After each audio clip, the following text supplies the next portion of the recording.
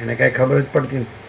રામકૃષ્ણ પરમહંસ દક્ષિણેશ્વર કાલી મંદિર ભાગીરથી ગંગા કાંઠે હતા ને 30 વર્ષે, ત્યાંથી કલકત્તામાં લઈ જાય ભાવિકો ઘોડાગાડીમાં. એટલે ત્યાં ઘરમાંથી ન આવી શકતા બધા દર્શન કરે, સત્સંગ થાય, ભક્તિ થાય, સેવા કરે બધા. તો ઘોડાગાડીમાં જાય એટલે બધા કહે એ પાગલ પરમહંસ આવ્યો, એ પાગલ પરમહંસ આવ્યો. એટલે બધા કહે સાચું કહે, બધા સાચું કહે છે. આખો સંસાર એક પાગલખાનું છે, આખો સંસાર એક પાગલખાનું છે.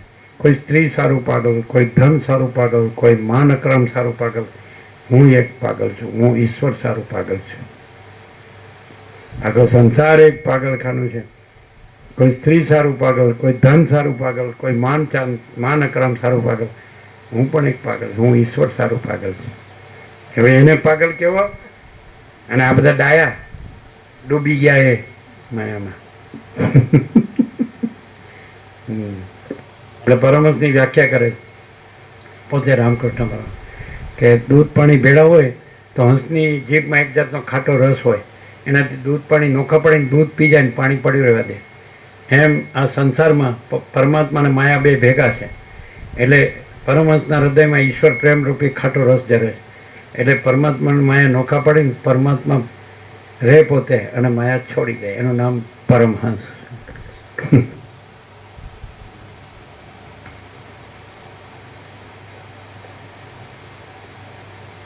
જે માણસ જે વસ્તુને ઈચ્છે છે અને તેને માટે યોગ્ય ક્રમથી યત્ન કર્યા કરે છે તેને તે વસ્તુ અવશ્ય પ્રાપ્ત થાય છે. જે માણસ જે વસ્તુને अपने को अपना परम चिदाकाश परम ज्योति अखंड ज्योति चाहिए, दूसरा कुछ नहीं है, दूसरा कुछ नहीं चाहिए. તો આ રીતે જ રહે તે છે જ, મેળવવાનું નથી. અને આ છે જ નહીં. પરમાકાશ મહાપૂર્ણ, મહામાયા મહાશૂન્ય. એટલે પૂર્ણ પોતે જ છે અને શૂન્ય કાંઈ છે જ નહીં. પણ આ રીતે રહે, આ તો હકણો રહેતો જ નથી. ઘડીકમાં હોય ને ઘડીકમાં હોય, ઘડીકમાં બે બાજુ. એટલે ક્યાંય કોઈ નો નહીં, ધોબી કા કૂદતા નહીં, ઘર કા નહીં ઘાટ કા. હાલો ડોહો થયો તોય છોડતો નથી, ઘરમાં કામનો નથી તોય છોડતો નથી, અને કાંઈ જરૂર નથી એનું પાસે છોકરાએ ગયા એને ત્યાં બોલાવો ને સત્સંગમાં, અહીં કાંઈ વચ્ચે આડો આવે તોય છોડે. એમ તમારે મને કાઢી મૂકો, મારું બધું લઈ લેવું લે. એટલે મારો એક પરમાત્મા છે, આ ઘર મારું નથી, અને પૈસા મારું નથી, ને આ છોકરા આ બધું મારું નથી. આ નોકરા ધંધાના બૈરા છોકરા કેવળ ચૈતન્ય પ્રકાશ પરમાત્મા છે, એમ મારો છે સાચો. આ હું નથી ને આ મારું નથી, આ જગત નથી, એમ થતું જ નથી. 50 મેં વાનપ્રસ્થ જ કીધું હતું, 75 મેં સંન્યાસ કીધું હતું. એનો કે 25 સુધી તો બ્રહ્મર્ષિના ગુરુકુળમાં વનમાં જાય બ્રહ્મ વિદ્યા આત્મજ્ઞાન મેળવે, અને 25 મેં 50 સુધી ગ્રસ્થ આશ્રમ, 50 મેં વનમાં જાય પાછો આત્મજ્ઞાનથી રહે. પરમાત્મા અને પરમ નિર્મળતા, પરમ શીતળતા, પરમ આનંદ મંગળ, પરમ શાંતિ. અને 75 મેં સંન્યાસ, પછી જીવન મુક્ત, અને પછી વિદેહ મુક્ત. અગર તો આશ્રમમાંથી અવધૂત પરમહંસ ગમે તે. પણ આ તો કાંઈ નહીં, આવતું જ નથી. પેલે છેલ્લે ખાટલે મોટી ખોટ કે પાયો જ નથી. પહેલેથી જ ઘોડે ચડ્યો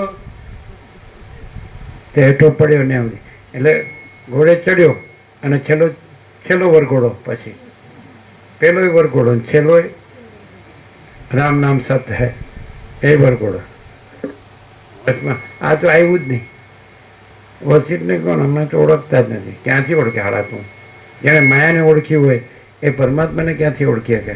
અને જેને પરમાત્માને ઓળખ્યો હોય તો માયા કાંઈ છે જ નહીં. જેને સૂર્યને ઓળખ્યો હોય તો અંધકાર કાંઈ છે જ નહીં. એમ જેણે પરમાત્મા સૂર્યને ઓળખ્યો હોય તો અજ્ઞાન અંધકાર કાંઈ છે જ નહીં.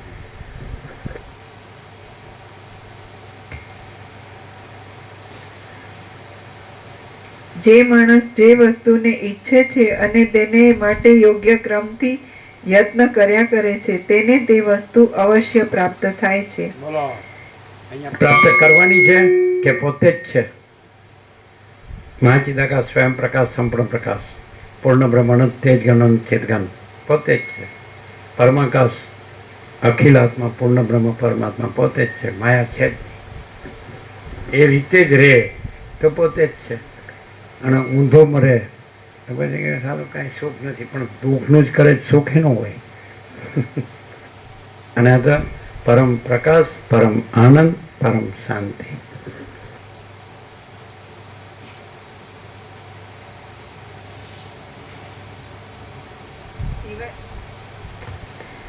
સિવાય કે જો યત્ન કરતા તે અધવચથી પાછો ન વળે. એમાં પૂરેપૂરો લાગ્યો રહે તો એ રહી શકે. પરમાત્મામાં પૂરેપૂરો લાગ્યો રહે. મીરાને તો બધું અઢળક રાજ્ય ભોગો, લક્ષ્મી હતા, રામો હતો, પણ કૃષ્ણમાં પૂરેપૂરી લાગી, લગ્ની. એવી રીતે રામકૃષ્ણ પરમહંસ કાલીમાં પૂરેપૂરા લાગ્યા. જેવી રીતે રમણ અરુણાચલેશ્વર શિવમાં, ઈશ્વરમાં પૂરેપૂરા લાગ્યા. જેવી રીતે જ્ઞાનેશ્વર વિઠ્ઠલમાં પૂરેપૂરા લાગ્યા. જેવી રીતે તુલસી રામમાં પૂરેપૂરા લાગ્યા. જેમ આપણે પરમ ચિદાકાશ, પરમ જ્યોતિ, અખંડ જ્યોતિમાં પૂરેપૂરા લાગ્યા. તો જેમાં પૂરેપૂરા લાગો એ જ રહો, પછી બીજું ન રહે. પણ હાવ કાંઈ ન હોય એમાં જ મરો, પછી કે લ્યો, પછી કે ચાલો આમાં તો ચાલો સંસારમાં કાંઈ સુખ જ નથી, આવું બધું દુઃખ ને અશાંતિ છે. પણ તો હવે જેમાં પરમ આનંદ ને પરમ શાંતિ જેમાં કેમ રહેતો નથી? ન મળ્યું હોય તો એનો દોષ નથી, પણ મળ્યા પછી પણ જો ન લે તો ચાલો મૂર્ખો. ન મળ્યું હોય તો એનો દોષ નથી. કેમ? એને ખબર જ નથી વસીટ શું છે, પ્રકાશ શું છે, અને આખો આકાશ જેવો અનંત ચૈતન્ય પ્રકાશ છે, અને આ બધું હું ને જગત, આ સ્વપ્ન જેવું ઝાંઝવાના જળ જેવું અસત અસાર દુઃખના મિથ્યા નાશવંત કાંઈ છે જ નહીં. ખબર જ નથી, એનો દોષ નથી. પણ ખબર પડી કે આ ખાવ ખોટું છે અને આ પૂરેપૂરું સાચું છે, પછી એ જો ન રહી શકે તો સમજ લેવું કે આ સડેલાને પાછું ભૂંડ કૂતરા થઈને જ આવવાનું. અને બધા આ ભાદ્રવદમાં શ્રાદ્ધ પક્ષમાં આ છાપરા પર કાગડાને વાહ નાખે છે. ખબર છે આપણા બાપ દાદા કાગડા થઈને આવ્યા છે. હવે જીવતા કાગડા જેવા હતા એટલે પછી મરીને કાગડા જ થયા ને. હા,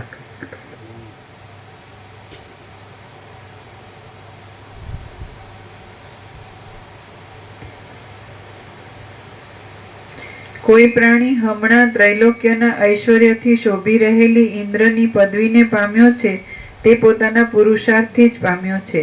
ચૈતન્યનો કોઈ તરંગ કમળરૂપ આસન પર બેસીને બ્રહ્માની પદવીને ચલાવે છે તે પણ પોતાના પુરુષાર્થથી જ ચલાવે છે. કોઈ જીવ વિષ્ણુપણાને પામ્યો છે અને પોતાની ધજામાં ગરુડનું ચિહ્ન રાખે છે તે પણ પોતાના પુરુષાર્થના પ્રભાવથી જ છે. આ સંસારમાં કોઈ પ્રાણી અર્ધા શરીરમાં સ્ત્રીથી અને મુકુટમાં અર્ધચંદ્રથી શોભી રહેલ સદાશિવ થયો છે તે પણ પોતાના પુરુષાર્થથી જ થયો છે. પૂર્વજન્મનો અને આ જન્મનો એમ પુરુષાર્થ બે પ્રકારનો છે. તેમાં આ જન્મના પુરુષાર્થથી પૂર્વજન્મના પુરુષાર્થને તુરત જીતી લેવાય છે. યત્નવાળા, દ્રઢ અભ્યાસવાળા અને ઘણા ઉત્સાહવાળા અધિકારી પુરુષો મેરુ પર્વતોને પણ ગળી જાય છે, ત્યારે પુરુષાર્થી પુરુષો પૂર્વજન્મના પ્રારબ્ધને ગળી જાય તેમાં તો કહેવું જ શું. જે પુરુષાર્થ શાસ્ત્રની રીતિને અનુસરીને કરવામાં આવે છે તે પુરુષાર્થ જ અનેક ધાર્યા ફળોને સિદ્ધ કરે છે, પણ જે પુરુષાર્થ શાસ્ત્રની રીતિથી વિરુદ્ધ કરવામાં આવે છે તેથી તો અનર્થ જ થાય છે. પુરુષ પોતાના દુષ્ટ આચરણોને લીધે કોઈ દુર્દશા પામે છે ત્યારે પોતાનો હાથ પણ સ્વાધીન નહીં રહેવાથી માંડ માંડ આંગળીઓ વાળીને ખોબો ભરીને તેમાંથી પાણીનું એક ટીપું મોંમાં પાડવામાં આવે છે તો તે પણ ઘણું માનવામાં આવે છે. બીજી બાજુ પુરુષ કોઈ સદાચરણોને લીધે ઉત્તમ દશા પામે છે ત્યારે સમુદ્રોથી, પર્વતોથી, નગરોથી અને દ્વીપોથી ભરપૂર આ સઘળી પૃથ્વી પણ પુત્રોને વહેંચી આપતી વખતે ઓછી લાગે છે. શ્રી યોગ વાસિષ્ઠ મહારામાયણમાં મુમુક્ષુ પ્રકરણનો પુરુષ પ્રયત્ન નામનો સર્ગ ચોથો સમાપ્ત. ઓમ ઓમ ઓમ. પ્રસાદ આપી દે.